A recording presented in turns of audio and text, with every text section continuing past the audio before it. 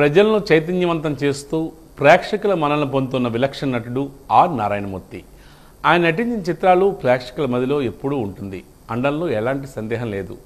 ప్రభుత్వ విద్యను బలోపేతం చేస్తూ కార్పొరేట్ కబంధ హస్తాల్లో నలిగిపోతున్న విద్యా వ్యవస్థను కాపాడవలసిన బాధ్యత ప్రతి ఒక్కరిపై ఉందని తెలియజేస్తూ ఒక సరికొత్త చిత్రాన్ని నారాయణమూర్తి ఆగస్టు 22వ తేదీన ప్రేక్షకుల ముందు ఉంచబోతున్నారు. యూనివర్సిటీ అనే సినిమాను తెరకెక్కించనున్నారు. ఆ సినిమా తీయడానికి గల ప్రధాన కారణాలు ఏమిటి అన్న విషయాలపై నటుడు ఆర్ నారాయణమూర్తితో మా వాజీ ప్రతినిధి సంతోష్ ముఖాముఖి ఇప్పుడు.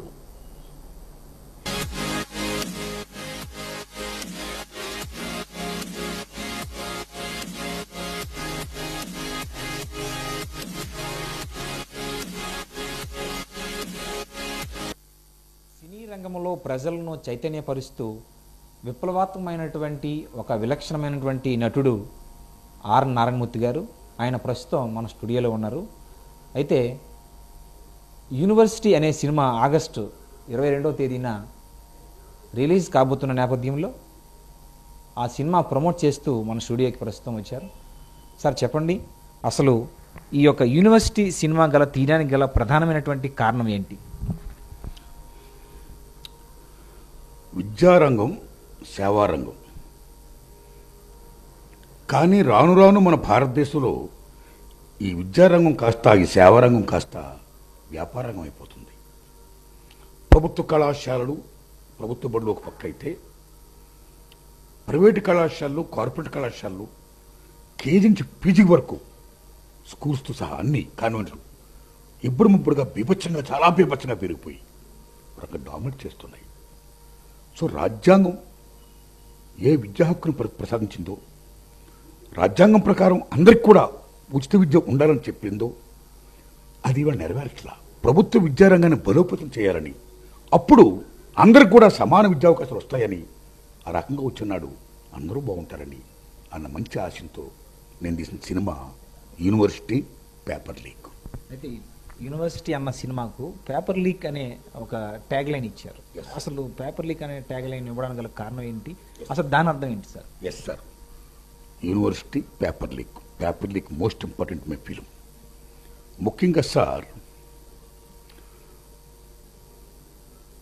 మధ్యప్రదేశ్ రాజధాని భోపాల్లో 10 years బ్యాక్ వ్యాపం స్కామ్ ఏర్పడింది. వ్యవసాయ యూనివర్సిటీలో Vyapam scam. That is very big scam in India. ఉద్యోగ కుంభకోణాల స్కామ్ అంత పెద్ద స్కామ్ ఇంతవరకు రాలేదు. ఎంత పెద్ద స్కామ్ అంటే still that cases are going on. ఇప్పటికి 100 మందిని పైగా సంబంధికులు చంపేశారు, సాక్షులు చంపేశారు.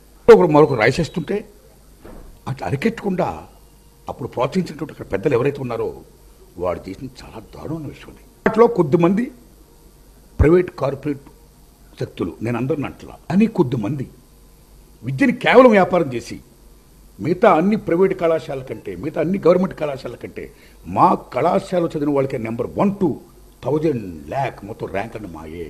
పలానా కళాశాలకు వెళ్ళి చదివితేనే చదువు వస్తుంది, పలానా కళాశాలకు వెళ్ళి చదివితేనే ఉద్యోగాలు వస్తాయి అనే భ్రమను కల్పిస్తూ అప్పుడు వాడు వచ్చిన తర్వాత వాళ్ళ దగ్గర నుంచి ఫీజు దోపిడి.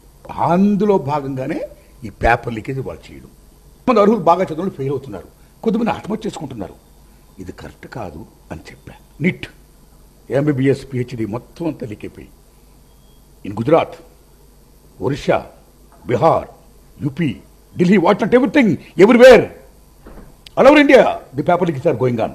If it is going on like this, paper leakages, what is the purpose of education?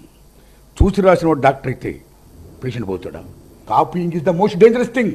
చదువుకున్నవాడు పాస్ అవ్వాలి, వ్యవస్థ బాగుండాలి అని చెప్పిందే నా cinema paper leak, university main.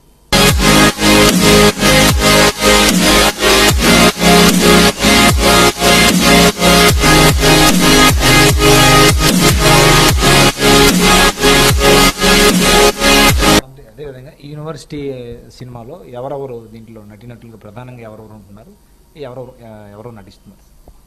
ఈ సినిమాలో నేను యాక్షన్ చేశాను సార్.